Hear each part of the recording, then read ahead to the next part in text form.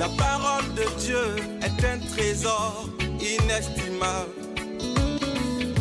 Ne laisse pas ta Bible fermée. Oh non, non. Lis-la, médite-la, nourris-toi. Lis-la, médite-la, nourris-toi. Bonjour. Aujourd'hui, évoquons une des réalités importantes que le Saint-Esprit rend possible en nous, évidemment, quand nous lui laissons la place pour le faire. Pour le dire, alors, partons de ce verset, parfois mal compris, de Romains 8, verset 26, dans lequel l'apôtre Paul écrit ceci. « L'Esprit Saint nous vient en aide parce que nous sommes faibles et nous ne savons pas prier comme il faut. Mais l'Esprit lui-même prie Dieu en notre faveur avec des supplications qu'aucune parole ne peut exprimer. Et Dieu, qui voit dans les cœurs, comprend ce que l'Esprit veut demander, car l'Esprit prie en faveur des croyants comme Dieu le désire. » Une autre traduction, l'Esprit Saint aussi vient nous aider, nous qui ne savons pas prier comme il faut. Ainsi l'Esprit Saint lui-même prie pour nous avec des gémissements que la bouche ne peut pas redire. Et Dieu, qui voit le fond des cœurs, sait ce que l'Esprit veut demander. Voilà, c'est donc le Saint-Esprit que Dieu fait habiter en nous chrétiens, c'est lui, et non pas nos mots ou nos belles prières, qui nous vient en aide de l'intérieur avec des gémissements ineffables ou des moyens inconcevables, qui nous soutient dans notre vie spirituelle, notre croissance et notre libération pour nous transformer progressivement à la ressemblance de Jésus-Christ. C'est par son esprit que le Christ devient lui-même notre existence, comme le déclare Paul en Galates chapitre 2 verset 20. Ce n'est plus moi qui vis, c'est le Christ qui vit en moi. Mes amis, Christ est notre vie, notre justification, notre sainteté. Il est notre tout. Et lorsque nous découvrons, par l'Esprit Saint précisément, l'amour du Christ, qui est mort pour nous alors que nous étions encore pécheurs, dit Paul encore en Romains chapitre 5, nous n'avons plus besoin de nous justifier ni de nous défendre. Les échecs rencontrés ainsi que nos sentiments de culpabilité nous poussaient à accepter n'importe quoi pour préserver notre équilibre et notre valeur. Mais maintenant, avec l'Esprit Saint et par lui, nous découvrons que nous sommes aimés tels que nous sommes, aimés sans qu'il faille nous justifier ou nous défendre. C'est le Christ qui l'a fait. Nous sommes aimés au point que celui qui nous aime s'est fait péché pour nous, dit 2 Corinthiens 5, verset 21, et que nous sommes devenus des créatures nouvelles. Dans sa propre personne, Jésus s'est identifié à nous. Il s'est donné lui-même à nous et pour nous.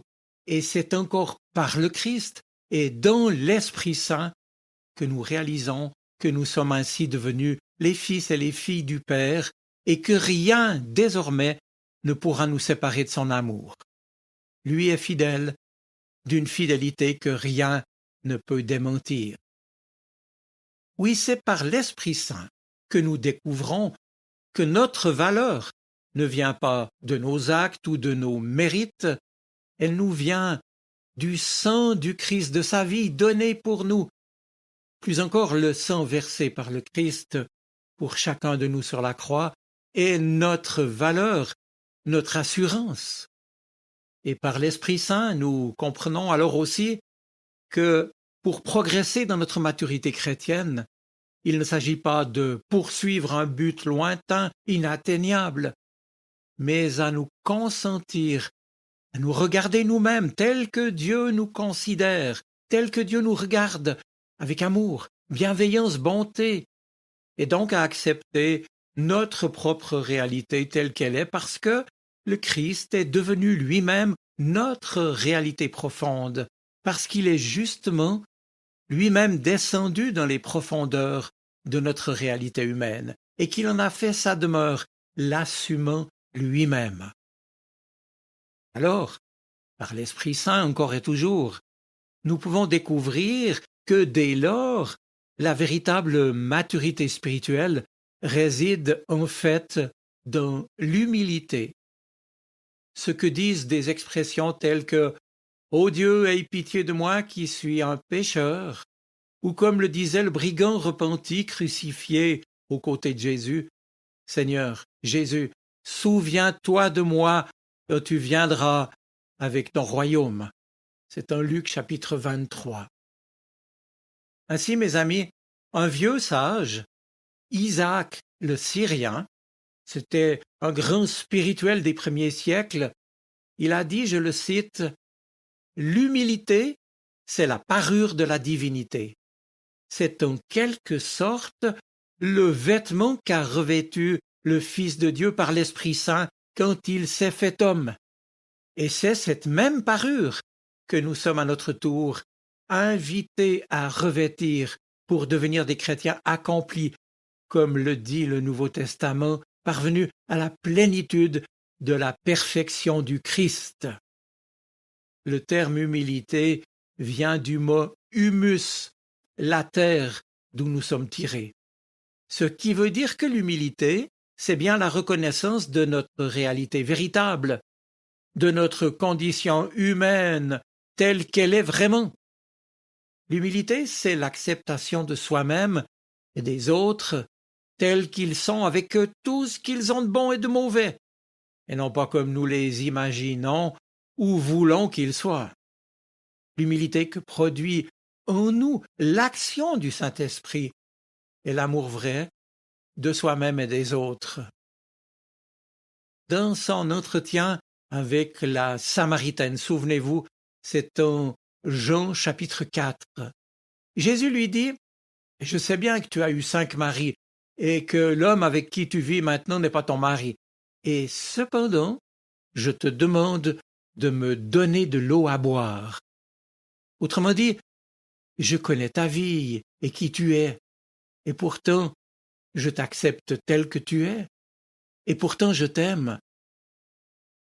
Telle est donc l'humilité et l'amour véritable qui vivifie et qui fait jaillir l'amour chez les autres.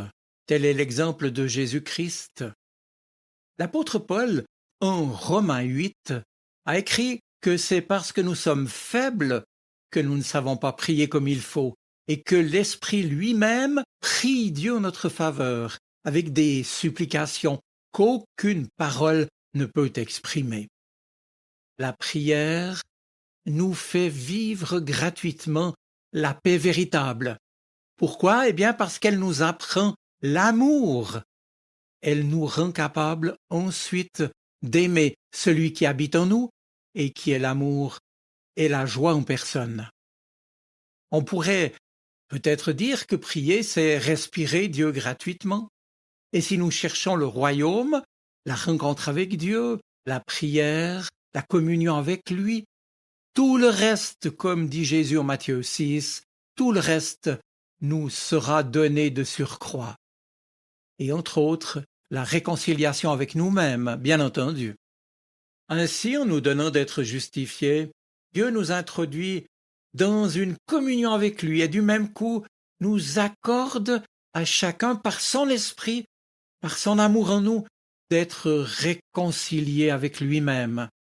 Et nous découvrons une chose importante, nous ne devenons nous-mêmes, nous ne pouvons arriver à la maturité spirituelle qu'à partir de cette expérience que le Nouveau Testament appelle la grâce de Dieu, c'est-à-dire en accueillant son amour gratuit au plus intime de notre vie. C'est ce qu'affirme l'évangéliste Jean dès le début de son évangile, au chapitre 1er. Il écrivait « La loi fut donnée par Moïse, la grâce et la vérité sont venues par Jésus-Christ. » Mes amis, je termine. La maturité spirituelle n'est bien sûr pas une étape que l'on franchit pour se reposer ensuite, mais elle est une croissance continue, un mouvement ascensionnel. Seul le cœur humble prie en tendant les mains comme un mendiant pour recevoir, jour après jour, de Dieu sa grâce avec la paix et le pardon dont nous avons besoin. Inversement, dès que l'on s'éloigne de l'humilité, on perd la prière et donc la communion avec Dieu. Or, telle sera ma conclusion, ce n'est qu'au travers de l'expérience de son amour et de la rencontre profonde et renouvelée avec Dieu que nous pouvons emprunter le seul chemin vers notre liberté intérieure et la maturité spirituelle. Je vous souhaite une bonne semaine. Soyez bénis. Amen. La parole de Dieu est un trésor inestimable. Ne laisse pas ta Bible fermée.